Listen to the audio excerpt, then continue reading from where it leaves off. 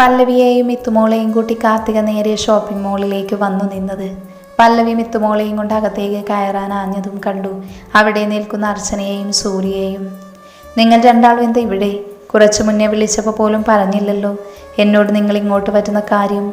പല്ലവി അർച്ചനയെയും സൂര്യയെയും മാറി മാറി നോക്കിക്കൊണ്ടത് പറയുമ്പോൾ അതിനുള്ള മറുപടി അർച്ചന തന്നെ നൽകി.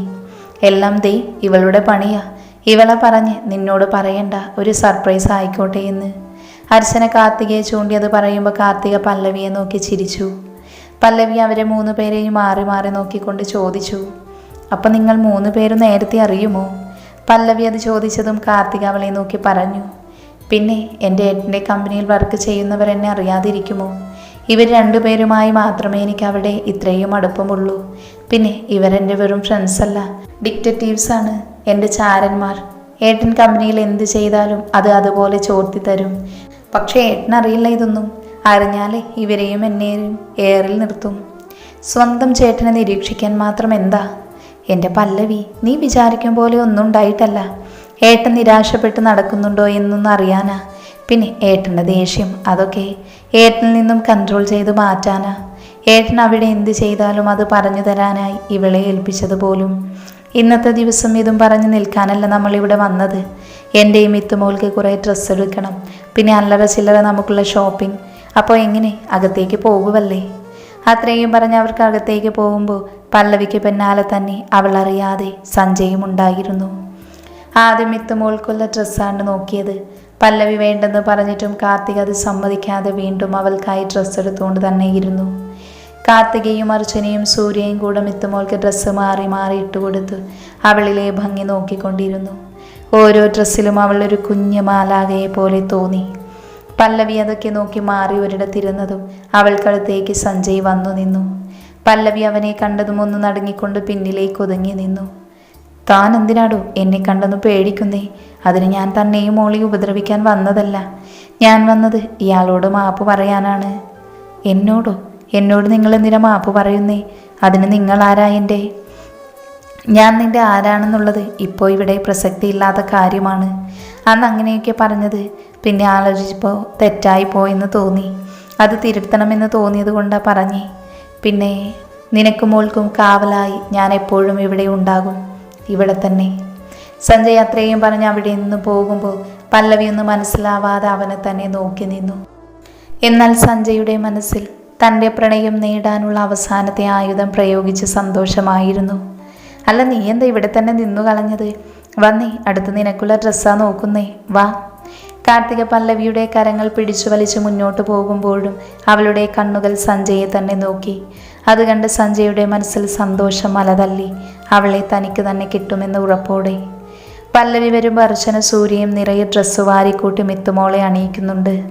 മിത്തുമോളാണെങ്കിൽ അമ്പരന്ന് അവരെ തന്നെ നോക്കിയിരിക്കുമായിരുന്നു. ഇതെന്താ എന്നുള്ള രീതിയിൽ. കാർത്തിക മിത്തുമോളെ അർച്ചനയും സൂര്യയുടെ അടുത്താക്കി പല്ലവിക്കുള്ള ഡ്രസ്സ് എടുക്കാൻ അവളെയും കൂട്ടി മുകളിലേക്ക് പോകാൻ നിന്നതും പല്ലവി വന്ന് മിത്തുമോളെ കരങ്ങളിലെടുത്തു. എൻ്റെ പല്ലവി, മിത്തുമോളെ അവർ നോക്കിക്കോളും, നീ വന്നേ. വേണ്ട, എൻ്റെ അടുത്ത് ഇരുന്നാൽ മതി മോള്. എന്നാലേ നിന്റെ ഇഷ്ടം പോലെ. അത്രയും പറഞ്ഞ് കാർത്തിക അർച്ചനയും സൂര്യയെയും നോക്കി. മിത്തുമോൾക്കെടുത്ത ഡ്രസ്സെല്ലാം പാക്ക് ചെയ്ത് വാങ്ങിക്കേ നിങ്ങൾ, ഞാൻ പല്ലവിക്കുള്ളത് നോക്കിയിട്ട് വരാം. കാർത്തിക പല്ലവിയെയും കൊണ്ട് മുകളിലേക്ക് വന്നിട്ട് ഇഷ്ടമുള്ള ഡ്രസ്സ് എടുക്കാൻ പറയുന്നു. എന്നാൽ പല്ലവി വേണ്ടെന്ന് പറഞ്ഞിട്ടും കാർത്തിക വീണ്ടും നിർബന്ധിച്ചത് കാരണം അവൾ സാരി എടുത്തു. കാർത്തികയ്ക്ക് അവിടെ ഡിസ്പ്ലേയിൽ ഇട്ടിരുന്ന ഒരു മെറൂൺ ചുരിദാർ അവൾക്ക് വല്ലാതെ ഇഷ്ടപ്പെട്ടു. പല്ലവിക്ക് ഇത് ചേരുമെന്ന് തോന്നിയത് കൊണ്ട് അവൾ ആ ചുരിദാർ കയ്യിലെടുത്ത് പല്ലവിക്കരികിൽ വന്നു. പിന്നെ അതിട്ടു നോക്കാനായി കാർത്തിക തന്നെ അവളെ ഡ്രസ്സിംഗ് റൂമിലേക്ക് തള്ളിവിടുന്നു. ഒപ്പം മിത്തുമോളെ കാർത്തികയും അവളിൽ നിന്നും എടുത്തിരുന്നു. മിത്തുമോളെ കാർത്തിക അവിടെയുള്ള ഡ്രസ്സിംഗ് ടേബിളിൽ ഇരുത്തിയതും അവിടെ നിന്ന് 2 സ്റ്റാഫ് മിത്തുമോളുടെ കളിയും ചിരിയും അവളുടെ സൗന്ദര്യവും കണ്ട് അവളുടെ അടുത്തേക്ക് വന്നു. അപ്പോഴാണ് കാർത്തികയ്ക്ക് ഒരു കോള് വന്നത്. അവിടെ നിന്നിട്ട് റേഞ്ച് കിട്ടാത്തത് കൊണ്ട് കുറച്ച് മുന്നിലേക്ക് പോകുമ്പോൾ മിത്തുമോളെ നോക്കിക്കോളാൻ അവരോട് പ്രത്യേകം പറഞ്ഞിട്ടാണ് പോയത്. സുപ്രിയ ഷോപ്പിംഗ് കഴിഞ്ഞിറങ്ങി വരുമ്പോൾ കണ്ടു അവിടെയുള്ള സ്റ്റാഫ്സ് കളിപ്പിച്ചുകൊണ്ടിരിക്കുന്ന മിത്തുമോളെ. അവൾക്കൊരു ആപ്പിൾ നൽകി. അത് വായിൽ വെച്ച് നക്കുന്നുണ്ട്. നുണഞ്ഞി കരങ്ങൾ വീശി കളിച്ചുകൊണ്ടിരുന്നു. സുപ്രിയയ്ക്ക് മിത്തുമോളെ കണ്ടതും ദേഷ്യം ഇരച്ചു കയറി വന്നു. അവൾ അവിടെയെല്ലാം പല്ലവിയെ നോക്കി, കണ്ടില്ല. ഇതുതന്നെ പറ്റിയ അവസരം എന്നോർത്ത് അവൾ മിത്തുമോളുടെ അടുത്തേക്ക് വന്നു. മോള് ശല്യമൊന്നും ചെയ്തില്ലല്ലോ അല്ലേ? ഏയ് ഇല്ല മേഡം. ഈ സുന്ദരി ഉണ്ടായതുകൊണ്ടേ സമയം പോയതേ അറിഞ്ഞില്ല. എന്തായാലും നിങ്ങൾക്കുള്ള വർക്ക് ടൈം അല്ലേ, അതുകൊണ്ട് ജോലി നടക്കട്ടെ. മോളെ ഞാൻ കൊണ്ടുപോകുക. മേഡം കുഞ്ഞിൻ്റെ അമ്മയാണ്. അപ്പോൾ ഈ കുഞ്ഞിനെ ഞങ്ങൾ ഏൽപ്പിച്ചിട്ട് പോയത് അതിൻ്റെ സിസ്റ്ററാണ്. പിന്നെ ഒന്നും പറയാൻ നിൽക്കാതെ മിത്തുമോളെയും കൊണ്ട് സുപ്രിയ അവിടെ നിന്ന് പോകുമ്പോൾ ആ ആപ്പിൾ താഴെയിട്ട് സുപ്രിയയുടെ കയ്യിൽ കിടന്ന് അലറിക്കരഞ്ഞിരുന്നു മിത്തുമോൾ. പല്ലവി കാർത്തിക അവൾക്കായി എടുത്ത മെറൂൺ ചുരിദാർ ട്രയൽ റൂമിൽ നിന്നും ഇട്ട് പുറത്തേക്ക് ഇറങ്ങുമ്പോൾ കാർത്തികയെയും മിത്തുമോളെയും അവിടെ കണ്ടിരുന്നില്ല. അവൾ കുറച്ചുകൂടെ മുന്നിലേക്ക് വന്നതും കാർത്തിക അവൾക്കടുത്തേക്ക് വന്നു നിന്നു. പല്ലവിയെ തന്നെ നോക്കി നിന്നു. ആ മെറൂൺ ചുരിദാർ പല്ലവിയിൽ മറ്റൊരു ഭംഗി തീർത്തതുപോലെ. തനിക്ക് സാരിയേക്കാൾ ഇതാ മാച്ച്. കാർത്തിക പല്ലവിയെ നോക്കി അത് പറയുമ്പോൾ അവളുടെ കണ്ണുകൾ തൻ്റെ മിത്തുമോൾക്ക് വേണ്ടി തിരഞ്ഞു. മിത്തുമോൾ എവിടെ? മോൾ ഇവിടെ തന്നെയുണ്ട്. എനിക്ക് അത്യാവശ്യമായ ഒരു കോള് വന്നതുകൊണ്ട് ഞാൻ മിത്തുമോളെ അവിടെയുള്ള സ്റ്റാഫിനെ ഏൽപ്പിച്ചാൽ പോയേ. അത്രയും പറഞ്ഞ് കുഞ്ഞിനെ ഏൽപ്പിച്ച സ്റ്റാഫിനടുത്തേക്ക് കാർത്തികയും പല്ലവിയും വരുമ്പോൾ അവരവിടെ ഇല്ലായിരുന്നു. അതെ, ഇവിടെ കുറച്ചു മുൻപ് നിന്നില്ലേ ഇതേ യൂണിഫോം ഇട്ട നിങ്ങളുടെ കൂട്ടത്തിലുള്ളവർ? അവരെവിടെ? മേഡം ഇവിടെ നിന്ന് രേണുവിനെയും ദിവ്യയുമാണോ ചോദിക്കുന്നേ? കുറച്ചു മുൻപാണെങ്കിൽ ഞാൻ പോയപ്പോൾ അവരെയാ ഈ സെക്ഷനിൽ നിർത്തിയിരുന്നത്. അവരുടെ പേരൊന്നും അറിയില്ല. ഞാൻ വരുമ്പോൾ ഇവിടെ നിൽപ്പുണ്ടായിരുന്നു.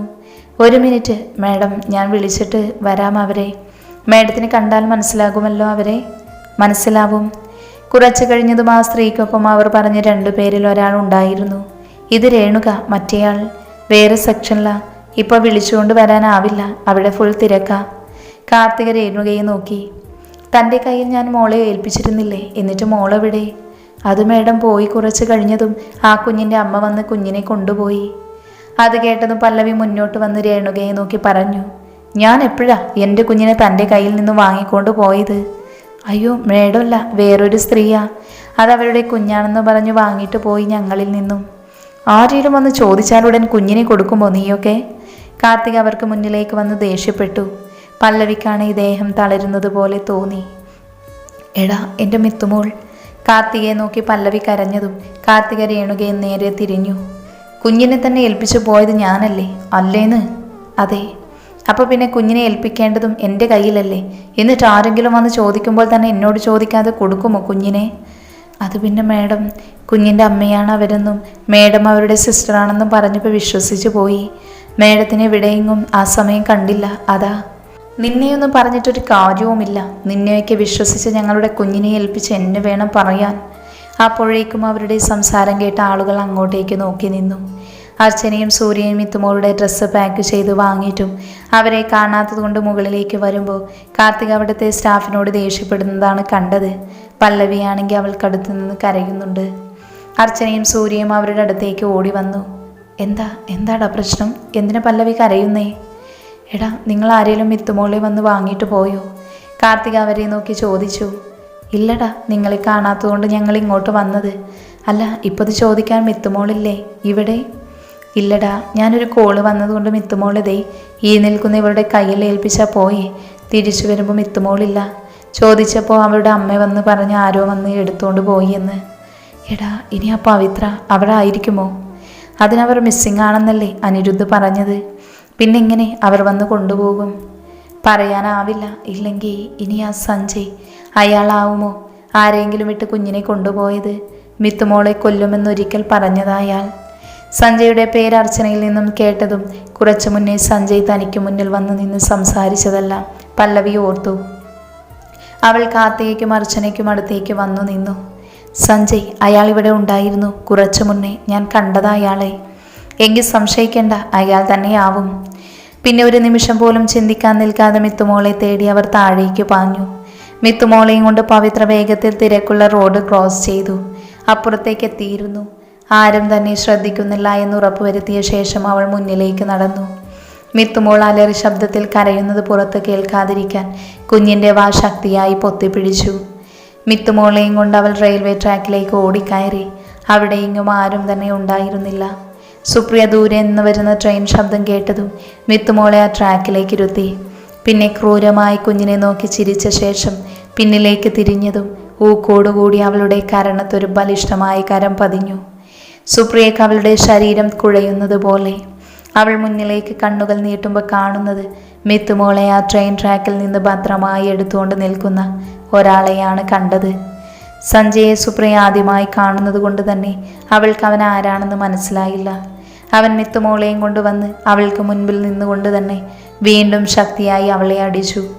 അടികിട്ടിയ കാരണം പൊത്തിപ്പിടിച്ച് അവൾ അവനെ നോക്കി ചോദിച്ചു, നീ ആരെന്നോ എന്തെന്നോ എനിക്കറിയണ്ട, നീ എന്തിനു വേണ്ടിയിട്ടാണ് ഇത് ചെയ്തതെന്നും അറിയണ്ട. പക്ഷെ ഒന്നറിയാം, ഇതെല്ലാം നീ ചെയ്യുന്നത് അവളെ വേദനിപ്പിക്കാനാണെന്ന്.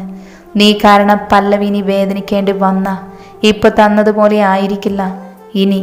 കാരണം എൻ്റെ കയ്യിൽ നിന്ന് തല്ലുവാങ്ങാൻ നീ ഉണ്ടാവില്ലെന്ന് ഓർത്തോളണം. കൊല്ലും ഞാൻ. അത് പറയാൻ താനാരാ? ഞാൻ ആരാ എന്താന്നൊക്കെ നീ വഴിയെ അറിഞ്ഞോളും. അത്രയും പറഞ്ഞ് മിത്തുമോളെയും കൊണ്ട് അവൻ മുന്നിലേക്ക് നടന്നു. മിത്തുമോളെ തിരക്ക് പുറത്തേക്ക് പാഞ്ഞു വന്നതും കണ്ടു കുഞ്ഞിനെയും കൊണ്ട് റോഡ് ക്രോസ് ചെയ്തു വരുന്ന സഞ്ജയെ. പല്ലവി ദേഷ്യത്തിൽ അവൻ്റെ അടുത്തേക്ക് പാഞ്ഞു വന്നു. എന്നിട്ട് സഞ്ജയുടെ കരണത്ത് ആഞ്ഞടിച്ച ശേഷം മിത്തുമോളെ പല്ലവി അവളുടെ കരങ്ങളിലാക്കി. മിത്തുമോളിൽ പുതുജീവൻ വീണതുപോലെ പല്ലവിയുടെ കരങ്ങളിലെത്തിയപ്പോൾ മാത്രമാണ് അത്രയും നേരെ പേടിച്ച് നിലവിളിച്ച് കരഞ്ഞവൾ അവളുടെ പ്രിയപ്പെട്ടവർക്കരികിലെത്തിയതും കരച്ചിൽ നിർത്തി. അപ്പോൾ നിങ്ങൾ എൻ്റെ കുഞ്ഞിനെ തട്ടിയെടുക്കാൻ വേണ്ടിയായിരുന്നു അല്ലേ എന്നോട് അങ്ങനെയൊക്കെ പറഞ്ഞേ? പല്ലവി, താൻ വിചാരിക്കും പോലെയല്ല കാര്യങ്ങൾ. ഞാനല്ല കുഞ്ഞിനെ. വേണ്ട, ഇനിയും നിങ്ങൾ എൻ്റെ മുന്നിൽ കിടന്ന് അഭിനയിക്കണമെന്നില്ല. എനിക്ക് നിങ്ങളെ അറിയില്ല. അതുകൊണ്ട് തന്നെ എനിക്കും കുഞ്ഞിനും പിറകെ ഇനി നിങ്ങൾ വരാൻ പാടില്ല. അത്രയും പറഞ്ഞ് അവനെ നോക്കാതെ മിത്തുമോളെ ചേർത്ത് പിടിച്ച് പല്ലവി മുന്നിലേക്ക് നടന്നതും അവൾക്കടുത്തേക്ക് കാർത്തികയും അർച്ചനയും സൂര്യയും പാഞ്ഞു വന്നു. മിത്തുമോളെ കണ്ടതും അവരിലെ സന്തോഷം ഇരട്ടിച്ചു. പിന്നിൽ നിന്നും അവരെ തന്നെ നോക്കി നിൽക്കുന്ന സഞ്ജയെ കണ്ടതും അവനോടുള്ള വെറുപ്പും ദേഷ്യവും അവർ ഓരോരുത്തരിലും നുരഞ്ഞു പൊങ്ങി. സഞ്ജയ് അവരെ തന്നെ നോക്കി നിൽക്കുമ്പോൾ പിന്നിൽ നിന്നും അവൻ്റെ കൂട്ടാളികളിൽ ഒരാളായ കിരൺ അവൻ്റെ അടുത്തേക്ക് വന്നു നിന്നു. എനിക്കിപ്പോഴും മനസ്സിലാവാത്തത്, ആ കുഞ്ഞിനെ കൊല്ലാൻ തുനിഞ്ഞ നീ തന്നെ കുഞ്ഞിനെ രക്ഷിക്കുന്നു. അതെന്തിന്? അതിന് സഞ്ജയ് ഒന്ന് ചിരിച്ചു. എനിക്ക് ആ കുഞ്ഞിനെ ഇഷ്ടമല്ലെന്നുള്ളത് നേരാ. അതൊന്നും അങ്ങനെ തന്നെ ആയിരിക്കും. ആ കുഞ്ഞിൻ്റെ മരണം പോലും എൻ്റെ കരങ്ങൾ കൊണ്ട് തന്നെ ആയിരിക്കും. പക്ഷേ എനിക്ക് അവളുടെ മനസ്സിലൊരു സ്ഥാനമുണ്ടാവണം. എങ്കിൽ അത് ആ കുഞ്ഞിലൂടെ മാത്രമേ ഈ ഒരു സാഹചര്യത്തിൽ നടക്കുകയുള്ളൂ. അതാ ഞാൻ. അല്ലാതെ അതിനോട് എനിക്കൊരു തരത്തിലുള്ള ഇഷ്ടവും തോന്നിയിട്ടില്ല. രക്ഷിക്കാൻ പോയിട്ട് എന്തായി? അവളിൽ നിന്നും വീണ്ടും വെറുപ്പല്ലേ കിട്ടിയത്? ആ പൊന്ന മോള് വന്നില്ലായിരുന്നുവെങ്കിൽ ഞാൻ വിചാരിച്ച പോലെ നടന്നേനെയെല്ലാം. ഇനി നീ അത് വിട്ടേക്ക്. വേറെന്തേലും ഐഡിയ ഉണ്ടെങ്കിൽ അത് നോക്കാൻ നോക്ക്.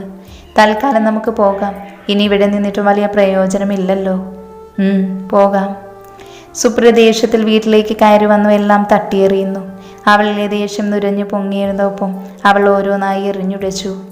ശബ്ദം കേട്ട് ഹാളിലേക്ക് വന്ന ഊർമിള കാണുന്നത് ദേഷ്യത്തിലെല്ലാം തട്ടിയെറിയുന്ന സുപ്രിയയാണ്. നിനക്കെന്താ പറ്റിയേ? എന്തിനാ ഇങ്ങനെ ഇതെല്ലാം നശിപ്പിക്കുന്നേ? എനിക്ക് ഭ്രാന്ത, മുഴുത്ത ഭ്രാന്ത്. ഊർമിളയ്ക്ക് അവളിലെ ദേഷ്യം തടഞ്ഞു നിർത്താൻ കഴിഞ്ഞില്ല. അവർ വേഗം മുകളിലേക്ക് ചെന്ന് ജനാർദ്ദന വർമ്മയെ കൂട്ടിക്കൊണ്ടു വന്നു.